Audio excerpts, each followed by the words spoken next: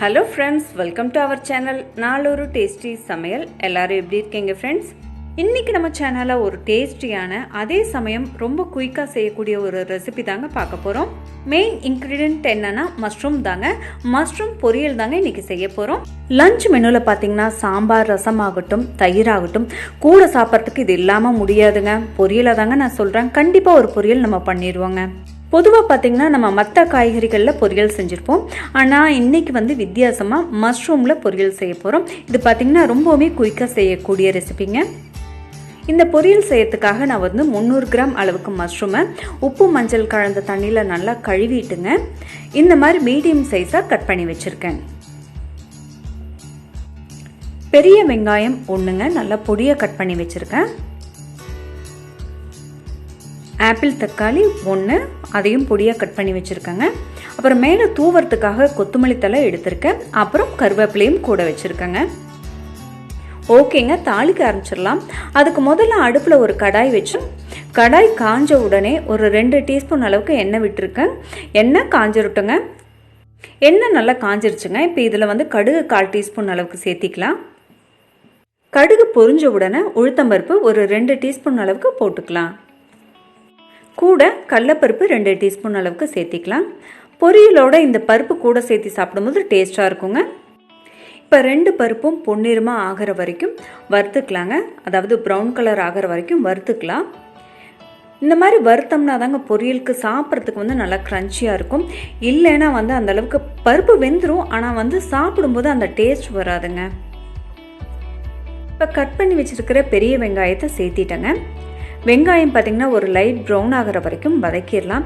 இந்த மாதிரி ஒரு லைட் ப்ரௌனாக நம்ம வதக்கணுன்னா ஒரு இனிப்பு சுவையாக இருக்கும். அந்த லைட் இனிப்பு பார்த்திங்கன்னா நம்ம செய்கிற டிஷ்க்கு ஒரு நல்ல ஒரு டேஸ்ட்டை கொடுக்கும். அதனால தான் பார்த்திங்கன்னா ஒரு லைட் ப்ரௌன் ஆகிற வரைக்கும் வதக்க சொல்கிறது. இப்போ பார்த்திங்கன்னா வெங்காயம் ஒரு லைட் ப்ரௌன் கலர் ஆகிடுச்சுங்க. இப்போ நம்ம கட் பண்ணி வச்சுருக்கிற தக்காளியை சேர்த்திக்கலாம். தக்காளி பார்த்திங்கன்னா ஆப்பிள் தக்காளி 1 எடுத்திருந்தாங்க, பொடியாக கட் பண்ணி வச்சுருந்தேன், அதை தான் சேர்த்திக்கிட்டேன்.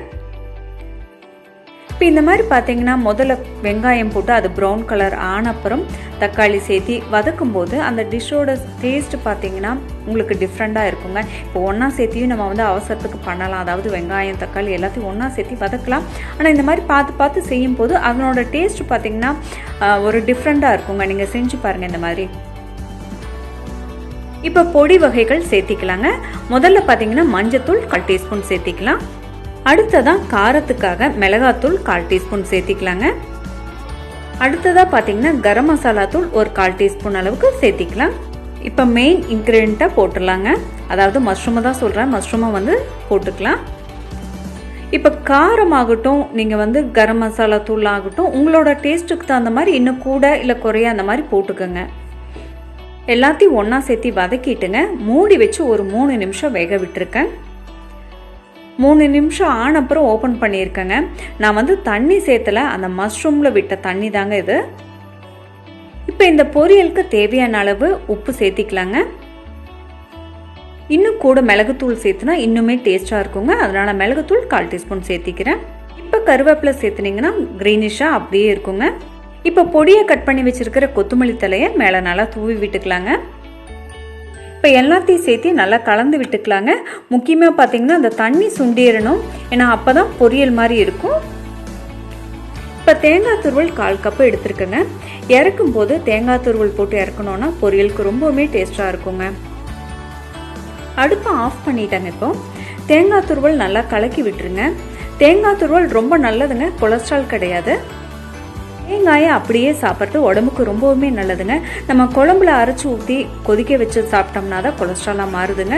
இந்த மாதிரி தேங்காய் போட்ட உடனே ஒரு பெரட்டிட்டு அடுப்பை ஆஃப் பண்ணிடுறதுனால நம்மளுக்கு கொலஸ்ட்ரால் கணக்கு வராதுங்க. தாராளமாக நீங்கள் தேங்காயை எடுத்துக்கலாம். ஃபைனலி மஷ்ரூம் பொரியல் ரெடி ஆயிடுச்சுங்க. ரொம்ப சிம்பிளாக குயிக்காக பண்ணியாச்சுங்க. அதே சமயம் பார்த்தீங்கன்னா ரொம்பவுமே டேஸ்ட்டாக இருக்குங்க. ஒரு 10 நிமிஷத்தில் ரெடி ஆயிடுச்சு. நான் சர்வ் பண்ணுறதுக்காக ஒரு பவுலில் போட்டுட்ருக்கேன். ரொம்பவுமே டேஸ்டியான இந்த மஷ்ரூம் பொரியலை உங்கள் வீட்டில் செஞ்சு பாருங்கள். எப்படி இருக்குன்னு கமெண்ட்ஸில் சொல்லுங்கள். உங்களை நான் மற்றொரு டேஸ்டியான ரெசிபியோட சந்திக்கிறேன். அது வரைக்கும் பாய் ஃப்ரெண்ட்ஸ். இந்த வீடியோ உங்களுக்கு பிடிச்சிருந்ததுன்னா லைக் பண்ணுங்கள், ஷேர் பண்ணுங்கள். நம்ம சேனலை நீங்கள் இது வரைக்கும் சப்ஸ்கிரைப் பண்ணலையா? மறக்காமல் சப்ஸ்கிரைப் பண்ணிவிடுங்க. நோட்டிஃபிகேஷனுக்காக பெல் சிம்பிளை ப்ரெஸ் பண்ண மறக்காதீங்க.